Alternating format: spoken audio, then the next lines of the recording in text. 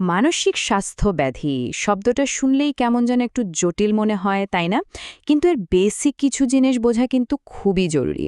তো চলুন, আজকের এই আলোচনায় আমরা একদম সহজ করে এর ফাউন্ডেশনাল দিকগুলো জেনে নেব। তো চলুন দেখে নেই আমাদের আজকের আলোচনার ম্যাপটা কি। আমরা শুরু করব মানসিক ব্যাধি আসলে কি সেটা দিয়ে। তারপর একে একের প্রকারভেদ, কারণ, চিকিৎসা আর সব শেষে জনস্বাস্থ্য আর প্রতিরোধের মতো বড় বিষয়গুলো নিয়েও কথা বলবো। তো আমাদের আলোচনার প্রথম ধাপ, মানসিক ব্যাধি কি। চলুন একদম শুরু থেকে শুরু করা যাক। মানে এর ভিত্তিটা ঠিক কি সেটা নিয়ে একটা পরিষ্কার ধারণা তৈরি করে ফেলি। এখানে কিন্তু একটা খুব জরুরি পার্থক্য বুঝতে হবে। দেখুন, মানসিক স্বাস্থ্য বা মেন্টাল হেলথ এটা আমাদের সবারই আছে। আমাদের মন কখনো ভালো থাকে, কখনো খারাপ, তাই না? এটা জীবনেরই একটা অংশ। কিন্তু মানসিক স্বাস্থ্য ব্যাধি বা মেন্টাল হেলথ ডিসঅর্ডার হলো একটা নির্দিষ্ট মেডিকেল কন্ডিশন যা সবার থাকে না, আর এটা দৈনন্দিন জীবনে বেশ বড়সড় প্রভাব ফেলে। তাহলে সহজ করে বললে, মানসিক ব্যাধি কি? এটা এমন একটা স্বাস্থ্য সমস্যা যা আমাদের চিন্তা, আমাদের অনুভূতি বা আমাদের আচরণে বেশ বড় ধরনের একটা পরিবর্তন নিয়ে আসে। আর এই পরিবর্তনটা কিন্তু সাধারণ মন খারাপ বা স্ট্রেসের মতো না। এটা হৃদরোগ বা ডায়াবেটিসের মতোই একটা মেডিকেল কন্ডিশন। আর কিছু প্রচলিত ভুল ধারণা ভেঙে ফেলাটা এখানে খুব জরুরি। প্রায় শোনা যায় এগুলো নাকি ব্যক্তিগত দুর্বলতা বা চরিত্রের দোষ। একদমই না। এটা সাধারণ স্ট্রেস বা দুঃখ পাওয়াও নয়, আবার খারাপ প্যারেন্টিংয়ের ফলও নয়। এটা একটা স্বাস্থ্যগত অবস্থা, ব্যাস। আচ্ছা, তাহলে মানসিক ব্যাধি কি সেটার একটা বেসিক ধারণা তো হলো। এবার চলুন আমাদের দ্বিতীয় ধাপে যাই। দেখব এর সাধারণ প্রকারভেদগুলো কি কি, মানে এর বিভিন্ন দিকগুলো সম্পর্কে একটু জানি। এই যে দেখুন, এই টেবিলটা দেখলেই বোঝা যায় যে মানসিক ব্যাধির পরিসরটা আসলে কত বড়। যেমন ধরুন অ্যাংজাইটি ডিসঅর্ডার, যেখানে মূল সমস্যাটা হলো অতিরিক্ত ভয় বা উদ্বেগ। আবার ধরুন সাইকটিক ডিসঅর্ডার, যেখানে বাস্তবতার সাথে সংযোগের সমস্যা হয়, যেমন সিজোফ্রেনিয়াতে দেখা যায়। এখানে মূল ব্যাপারটা হলো এটা বোঝা যে এই ব্যাধিগুলো একটার থেকে আর একটা কতটা আলাদা হতে পারে। তো বিভিন্ন প্রকারভেদ তো দেখলাম, এবার আমাদের আলোচনার তৃতীয় ভাগে চলে আসি। খুব স্বাভাবিকভাবেই প্রশ্ন আসে, এগুলো হয় কেন, আর এর লক্ষণ বা উপসর্গগুলোই বা কি?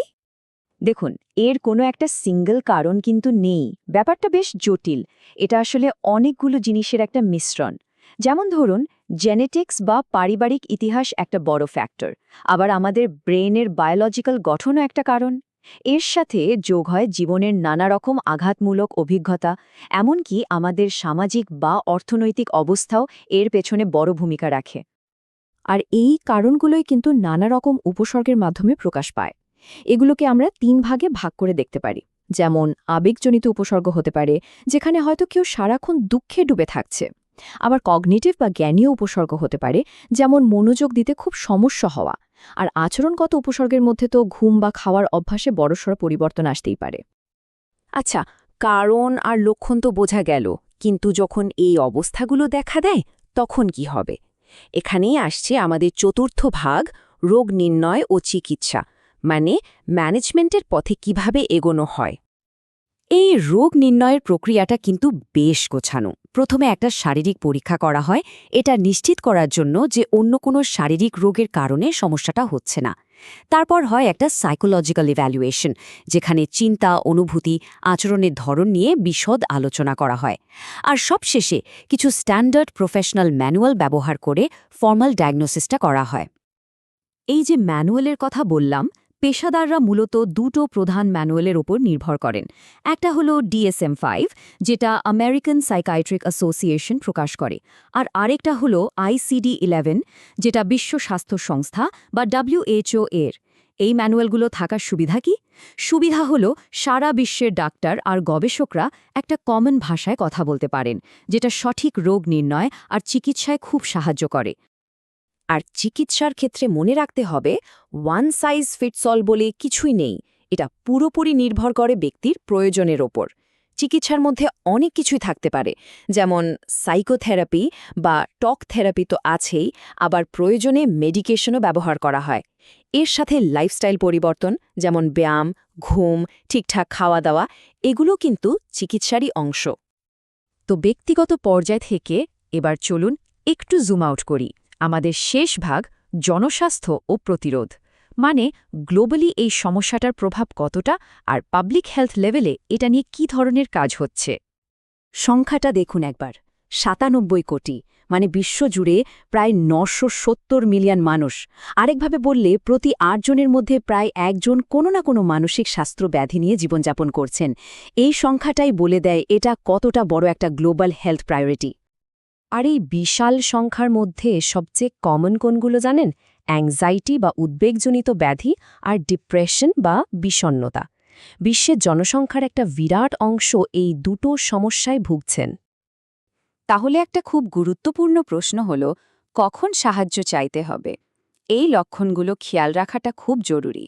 যদি দেখেন যে মন খারাপ বা উদ্বেগটা কাটছেই না, বন্ধুবান্ধব বা কাজকর্ম থেকে নিজেকে গুটিয়ে নিচ্ছেন, ঘুম বা খাওয়ায় বড় পরিবর্তন এসেছে আর এগুলো আপনার দৈনন্দিন জীবনে প্রভাব ফেলছে, তাহলেই বুঝতে হবে প্রফেশনাল হেল্প নেওয়ার সময় হয়েছে। এত বড় একটা সমস্যা সামলানোর জন্য কিন্তু একটা মাল্টিলেভেল অ্যাপ্রোচ দরকার। শুধু চিকিৎসা দিলেই হবে না।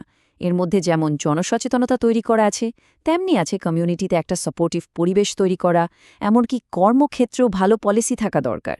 মানে সমাধানটা শুধু স্বাস্থ্যখাতের ভেতরে নেই, এর বাইরেও অনেক কিছু করার আছে। এর একটা দারুণ উদাহরণ হল অস্ট্রেলিয়ার হেডস্পেস ইনিশিয়েটিভ। ওরা মূলত তরুণদের জন্য ইন্টিগ্রেটেড মানসিক স্বাস্থ্যসেবা দেয়। ব্যাপারটা হলো একদম প্রাথমিক পর্যায়ে সাহায্যটা পৌঁছে দেওয়া, আর ইয়াং জেনারেশনের উপর ফোকাস করাটাই কিন্তু ওদের সাফল্যের একটা বড় কারণ। আরেকটা খুবই ইনোভেটিভ উদাহরণ হল জিম্বাবুয়ের ফ্রেন্ডশিপ বেঞ্চ। ভাবুন একবার, এখানে কমিউনিটির দাদি নানিদের ট্রেনিং দিয়ে টক থেরাপি দেওয়ার ব্যবস্থা করা হয়েছে। এটা প্রমাণ করে যে রিসোর্স কম থাকলেও কমিউনিটিকে কাজে লাগিয়ে দারুণ সব সমাধান বের করা সম্ভব। আর মেন্টাল হেলথ ফার্স্ট এইডের কথা তো বলতেই হয়। এটা অস্ট্রেলিয়া থেকে শুরু হলেও এখন সারা বিশ্বে ছড়িয়ে গেছে। ব্যাপারটা ঠিক ফিজিক্যাল ফার্স্ট এইডের মতো। যেমন কেটে গেলে বা পুড়ে গেলে আমরা প্রাথমিক চিকিৎসা দিই, ঠিক তেমনি কেউ মানসিক সংকটে পড়লে সাধারণ মানুষ যেন তাকে প্রাথমিক সাপোর্টটা দিতে পারে সেই ট্রেনিং দেওয়া হয়। এটা কিন্তু সাধারণ মানুষকেও এম্পাওয়ার করে। এমনকি জাতীয় পর্যায়েও কিন্তু অনেক কাজ হচ্ছে। যেমন আমাদের দেশেই বাংলাদেশে national mental health strategic plan আছে, মনের স্কুলের মতো উদ্যোগ আছে।